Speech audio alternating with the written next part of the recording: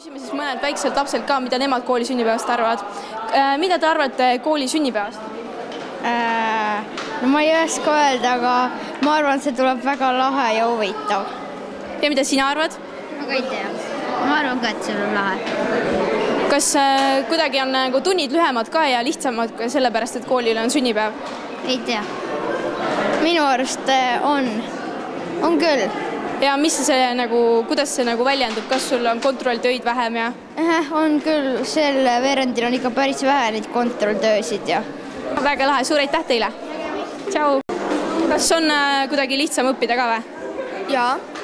Hakkas koolsünnipäevaks antakse vähem õppida, on parem õppida.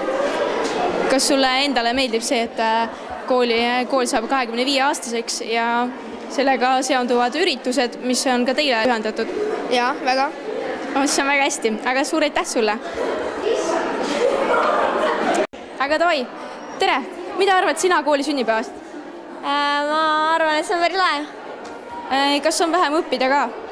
Ei, kõvasti rohkem. Rohkem, mis klassis sa käid? 500. Ja kuidas tundub? Pole paha. Kas üritusi on palju seoses kooli sünnipäevaga? Kusjuures praegusel on jah. Viimasel ajal on nädal aega on ainult 2 inglise keelt olnud. Kas see on positiivne või negatiivne?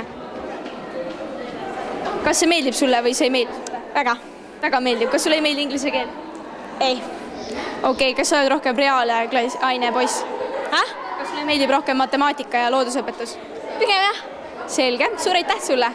Ilipa tundi. Next. Võtame. Lapsed kardavad mind, ma näin jube välja, ei lähe üldse läbi. Mida arvad sina kooli sünnipäevast? Ma ei tea, tegelikult on päris lõpus kooli juubelit pidada. Aga mis klassis sa muidu käid? 5. Ja kuidas tundub? Päris lõbus klass on meil. Saab hakkama? Ja ikka. Suur aitäh sulle!